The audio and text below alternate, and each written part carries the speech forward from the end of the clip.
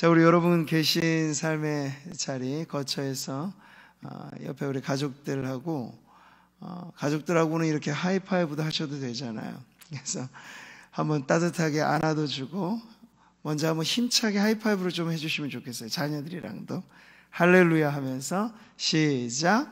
할렐루야. 네. 자, 오늘 이 자리는 정말 에베네셀의 하나님을 우리가 높이는 자리입니다. 힘겨웠던 만큼 우리가 이 마지막 2020년 결산하는 마지막 자리까지 왔다는 것은 하나님의 더할 나위 없이 큰 은혜입니다. 오늘 특세 때도 제가 말씀드린 것처럼 한 해를 결산하는 가장 좋은 방법은 감사와 회개예요. 이제 여러분 우리가 아무리 머무르려 해도 세월의 강물은 흐르게 마련이기 때문에 2020년은 이제 41분여 앞두고 있습니다. 조금 이제 시간이 지나면요 2021년이라고 하는 새로운 해를 우리가 맞이하게 돼요. 인생의 추억 앨범에 여러분 이제 2020년 페이지는 담아두게 되는 것인데 이 한 해를 여러분 뭐 어떤 기준으로 정리를 하시겠습니까? 하면 저는 이 말씀이 우리에게 기준점이 되리라고 생각해요. 같이 한번 읽어볼까요? 내게 주신 모든 은혜를 내가 여호와께 무엇으로 보답할까? 모든 은혜라고 하죠.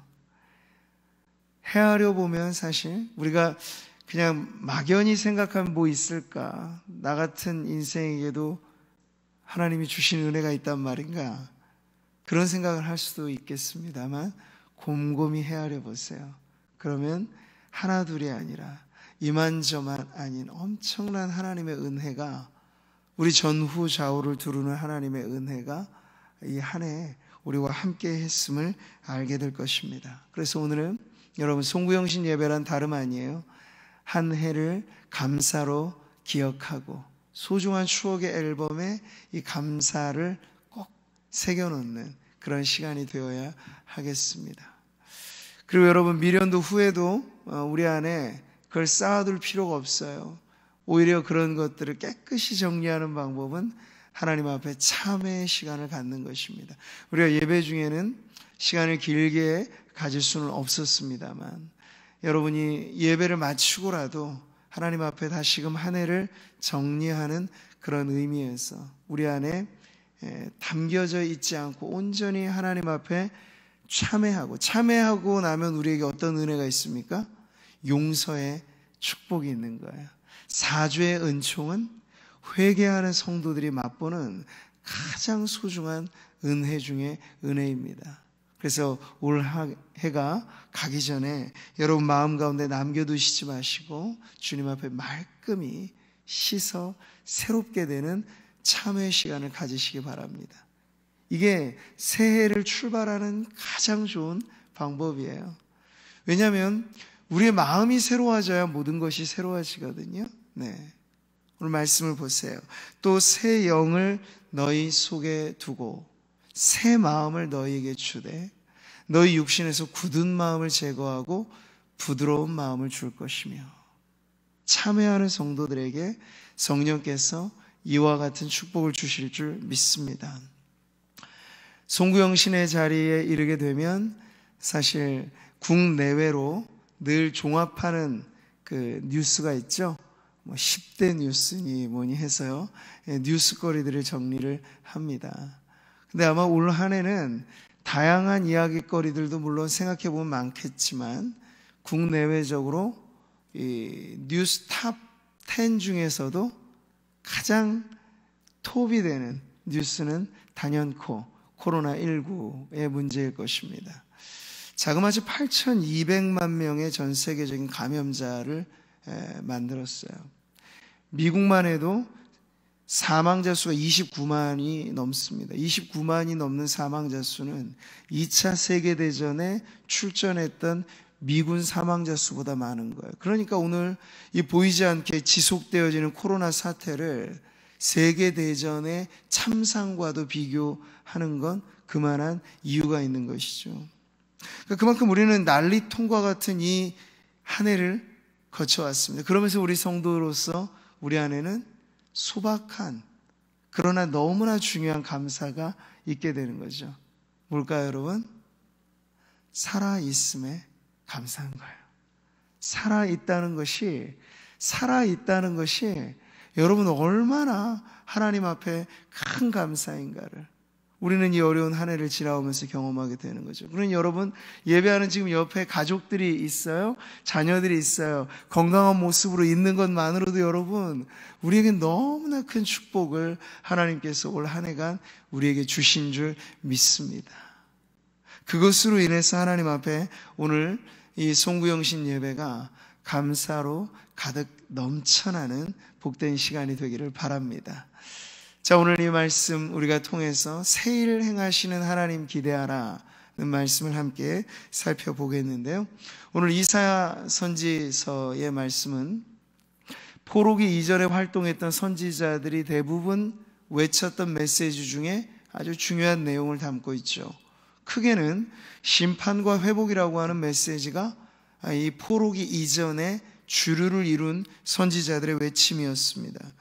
자, 이사야 선지자 남유다를 무대로 해서 그의 선지자로서의 활동을 하였는데, 우시아 왕이 죽던 해 선지자로서의 소명을 받고 그 이후에 요담, 아하스, 히스기야에 이르는 이 4명의 왕의 통치 기간을 이어오면서 50년 넘게 아주 장기간 말씀의 사역자로 하나님 앞에 쓰임받은 인물이 바로 이사야이죠. 근데 여러분, 그가 활동했던 시기, 그 시대는 정치적으로 아주 혼란했고, 그리고 영적으로는 암흑기라고 할 수 있었던 그런 매우 극심한 혼란기였습니다.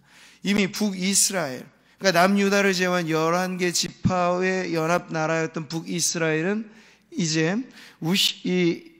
이사야가 활동하는 후기 시기에 기원전 722년 정도가 되면 아시리아에 의해서 멸망을 당합니다. 그럼 여러분, 그 이후에 남아있는 남유다는 또다시 이 아수르라고 하는 외세 침입에 대한 불안 심리가 컸을 것이고, 그 당시 이제 신진 세력으로 세계 무대에 두각을 나타내고 있었던 바벨론의 이러한 위험 세력이 대두되는 이 국제적인 세계적인 무대가 재편되어지는 이런 혼란함 속에서 안팎으로 많은 어려움이 산재해 있었던 것이 바로 그 시대의 문제였습니다.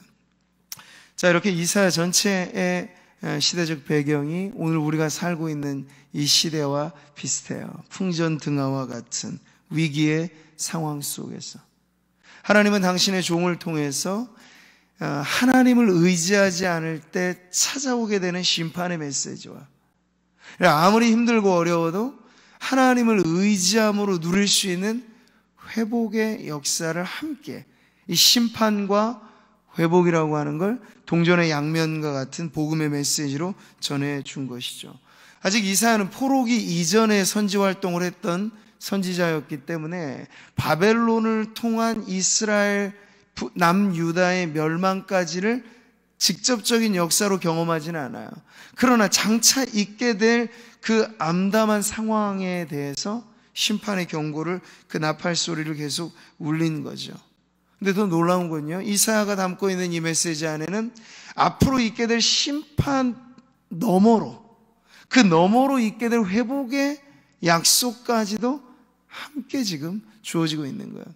이사야서가 66장으로 이루어질 때 딱 갈라지는 구분점은 40장 정도에서 이 회복의 메시지가 이제 주로 나오게 됩니다. 40장 1절 말씀을 같이 읽어볼까요? 너희의 하나님이 이르시되 너희는 위로하라, 내 백성을 위로하라. 이 위로받아야 될 백성의 상태란 심판으로 멸망당한, 혹은 그래서 그 멸망 이후 바벨론의 포로로 끌려가 그 참혹한 포로의 삶을 살아가고 있을 그 미래의 세대에 대한 말씀이기도 한 거예요. 근데 그들에게 위로의 메시지가 지금 전해지고 있는 거죠. 자, 이렇게 40장 이후에 본격적인 위로의 메시지, 회복의 메시지가 주어질 때 하나님은 어떤 분으로 등장하느냐? 구원자로서의, 그 주도적인 역할로 등장을 하시는 거예요. 그래서 모든 시선을 그 하나님께 고정시키는 것으로 이사야 선지자는 이 회복의 메시지를 외칩니다. 그래서 이 아름다운 복음의 선포가 이 구절에 그렇게 담겨져 있는 거죠. 우리 같이 한번 읽어보죠. 아름다운 소식을 시온에 전하는 자여, 너는 높은 산에 오르라. 아름다운 소식을 예루살렘에 전하는 자여, 너는 힘써 소리를 높이라. 두려워하지 말고 소리를 높여 유다의 성읍들에게 이르기를 너희의 하나님을 보라 하라.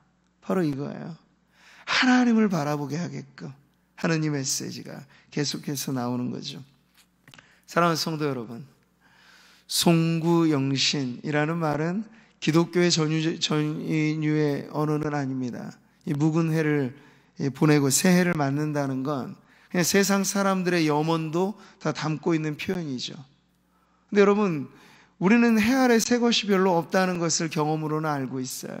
그리고 자연은 순환되어지는 이 모습으로 봄, 여름, 가을, 겨울로 흐르고, 지금은 아주 혹독한 혹한기를 보내고 있습니다만 또 시간이 지나면 따스한 봄날은 찾아올 것입니다. 자연 만물에게 있어서 사실 새로움이란 큰 의미가 없을 수 있어요.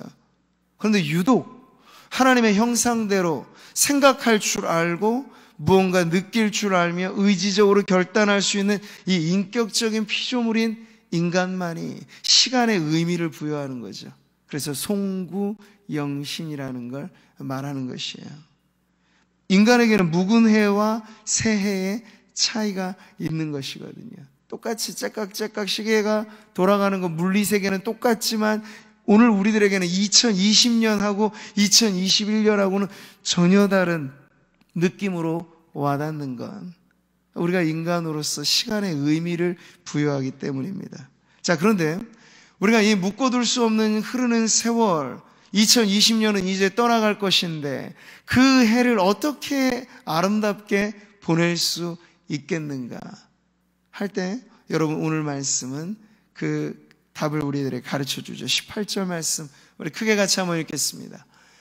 너희는 이전 일을 기억하지 말며 옛날 일을 생각하지 말라. 할렐루야. 너희는 이전 일을 기억하지 말며 옛날 일을 생각하지 말라. 그러니까 지금 이스라엘 백성이 포로기적 상황을 앞두고 있을 때, 적진에 끌려가 수십 년의 고통의 세월을 보내고 있을 때, 이 메시지는 이미 이전에 그들에게 전해진 이 예언의 말씀인데, 이 말씀이 가르쳐 주는 것은 그간에 누적되어 왔던 이 포로로 끌려가 살아가는 듯한 그 절망의 세월을 다 날려버리고도 남을 만한 새로움을 공급해주는 말씀이라는 거죠. 오늘 말씀은 우리에게 거룩한 망각에 대해서 일깨워 주는 겁니다. 거룩한 망각, 그 여러분 뭘까요? 우리는 생각해보면 기억이라고 하는 창고 속에 굳이 담아두지 않아야 될 것들은 꼭꼭 싸매고 꼭 기억해야 할 것들은 자주자주 잊어버립니다. 그러니까 감사할 건 잊어버리고 원망과 우울하게 만드는 그러한 기억들은 계속해서 한사코 이 창고 속에 아껴두는 보물처럼 남겨두는 그런 습성이 있어요.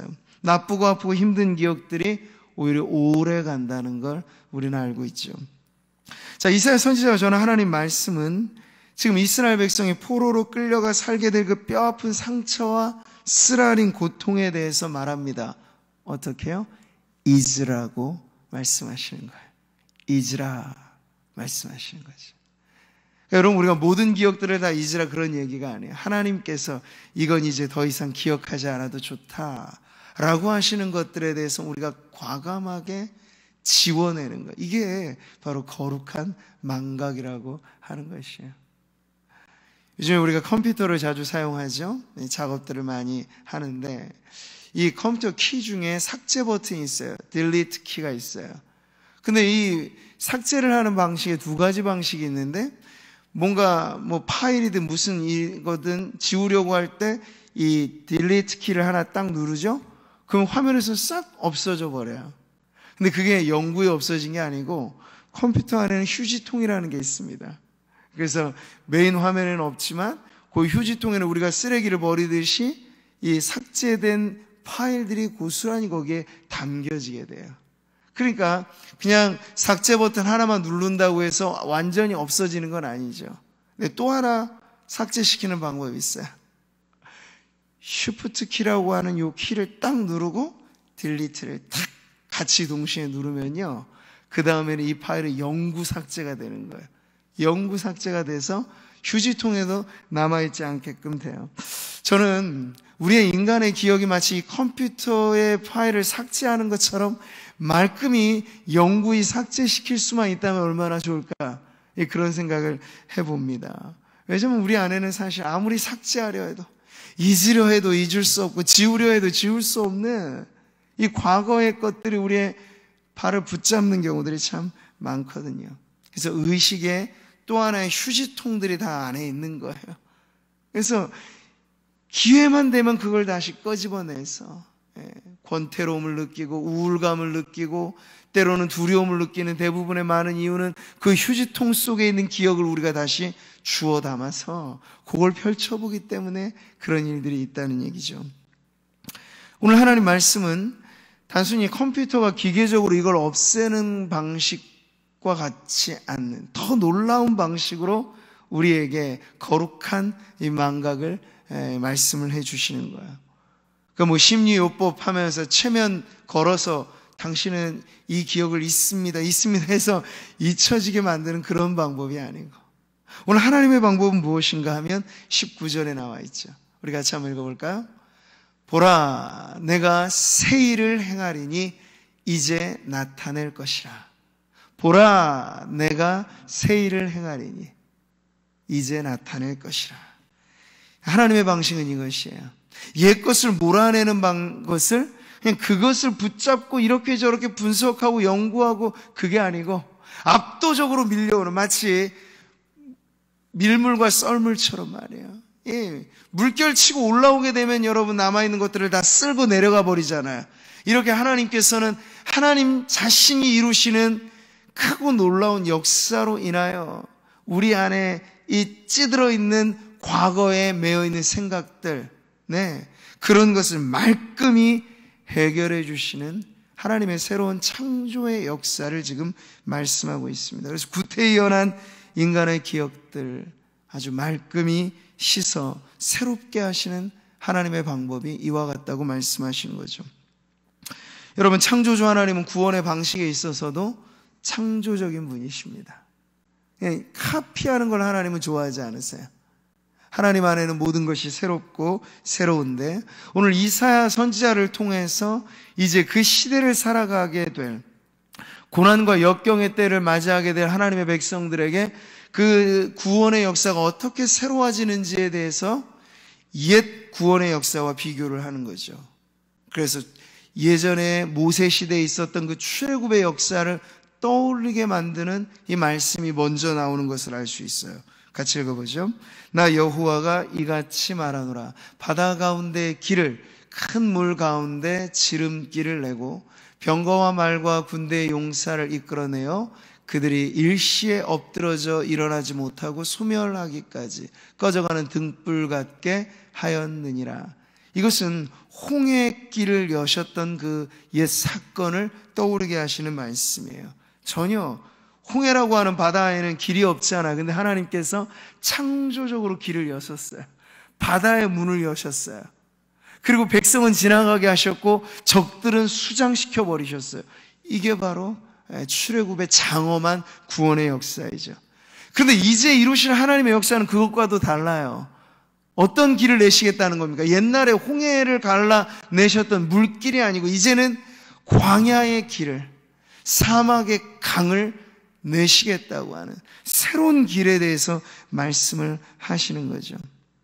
자, 이렇게 함으로써 하나님께서 가르쳐 주시는 건 하나님의 백성들에게 구태의연한 생각이 머무르지 않도록 새 일을 행하시는 하나님을 바라보도록 하시는 거예요. 과거에 매이지 말고 오늘, 아니 그리고 앞으로 우리의 인생에 우리가 생각하지 못할 놀라운 방식으로 우리의 인생의 문제를 타개하게 하시는 하나님을 기대하게끔 새로운 길에 대한 말씀을 하시는 거예요. 여러분, 광야란 어떤 곳입니까? 사막이란 어떤 곳인가요? 네. 그 광야의 모래 폭풍, 모래바람은 지형을 하루아침에도 바꾸어 놓는 것이 광야입니다. 그래서 광야엔 길이 없어요. 따로 길을 만들어 놓을 수가 없는 거죠. 근데 하나님은 기가 막히게 그 광야의 길을 내시겠다고 하시는 거예요. 그 메마른 장렬한 태양빛에 모든 것이 수분이 말라버린 그 메마른 땅에 말이죠, 하나님께서는 강줄기를 내시겠다고 말씀을 하시는 거예요. 그러니까 모두가 안 되는 일이죠. 사람의 힘으로서는 어려운 일이죠. 그런데 창조주이며 구원자이신 하나님께서 능히 이 일들을 이루실 수 있다라고 말씀을 하실 때, 여러분, 우리의 인생이 이 광야 사막을 지나는 듯한 답답함과 타들어가는 고통 속에 있을지라도 광야에서 길을, 사막에서 강을 내시는 하나님을 우리가 바라보는 믿음을 가지면 여러분, 그곳에서도 우리는 기막힌 하나님의 은혜를 경험하게 될 줄 믿습니다. 여러분, 이 말씀 같이 한번 믿음으로 고백하며 읽어보죠. 내가 물 가운데로 지날 때 내가 너와 함께 할 것이라. 강을 건널 때 물이 너를 침몰하지 못할 것이며, 내가 불 가운데로 지날 때 타지도 아니할 것이요 불꽃이 너를 사르지도 못하리니 대저 나는 여호와 내 하나님이요 이스라엘의 거룩한 이요 내 구원자임이라. 할렐루야. 아무나 다 그렇다는 것 아니에요. 이 광야길에 아무리 여러분 수통을 준비한들 그게 며칠을 버틸 수 있겠어요? 안 되는 거죠. 인간의 방법이 통하지 않는 것이 사막이에요. 근데 하나님이 함께 하시면 그 장렬한 사막의 이 불볕과 같은 고통 속에서도 하나님께서 살 길을 내어주신다 하는 약속의 말씀이 바로 여기에 있는 것이죠.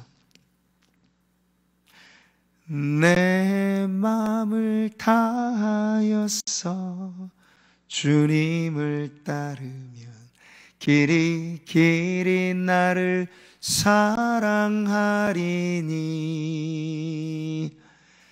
물불이 두렵지 않고 창검도 겁없네. 주는 높은 산성 내 방패시라. 물불이 두렵지 않은 인생, 여러분, 창검도 겁이 없는 인생. 코로나 시대를 살아가는 성도들은 두려움과의 싸움이거든요. 사실 지속되어지는 경제의 이 위기 속에서 성도들의 싸움은 염려와의 싸움이거든요. 근데 물불이 두렵지 않는 성도가 되어야 여러분, 이 모든 악재 속에서 우리를 에워싸우는 이 사막과도 같은 이 환경 속에서 여러분, 우리는 살 길을 찾게 될 줄 믿습니다. 오늘 하나님께서 이루시는 여러분 이 새 일, 새로운 역사를 통해서 이전 것을 잊게 만드시는 하나님의 은혜를 오늘 이 송구영신의 예배를 통해서 우리 사랑하는 성도님들 받아 누리시기를 축복합니다. 앞으로 이 이사야가 예언한 이 시점 이후로부터 사실 남유다도 결국엔 벗어남 없이 기원전 605년에 바벨론의 1차 침공 이후로 586년에 완전히 예루살렘이 함락당하고 멸망당하는 그런 역사를 경험하게 되죠. 그런데 여러분, 그게 끝이 아니었어요. 70년 포로 생활 이후에 우리가 느헤미야, 에스라의 시대로 접어들게 되면 알게 되죠. 하나님의 약속하신 그대로 광야길을 통과해서 다시 돌아오는 귀환의 역사가 일어나게 된 것을 우리가 알고 있어요. 자, 이렇듯 이사야서가 외치는 그 시대의 메시지는 오늘 우리들에게도 의미 있게 와닿는 것입니다. 심판과 구원을 한 짝을 이루고 이곳에서 하나님의 공의와 하나님의 사랑은 언제나 쇠하지 않는 영광을 나타내고 있는 것이죠. 혹여 우리가 처참히 무너진 자리, 이것이 개인의 심판이라 여겨질 만한 자리에 있을지라도 그게 끝이 아니라고 하는 걸 여러분 잊어서는 안 됩니다. 그 자리에서 우리가 오늘 특세의 말씀에 붙잡고 나아가는 게 무엇입니까? 바로 멸망당할 그 포로로 끌려가 있는 그 자리에서 의미 있게 외쳐지는 말씀이거든요. 그러나 내가 거기서 포로로 끌려간 자리를 말해요. 멸망에 쓰러진 자리를 말해요. 거기서 내 하나님 여호와를 찾게 되리니 만일 마음을 다하고 뜻을 다하여 그를 찾으면 어떻게 된다고요? 만나리라. 할렐루야.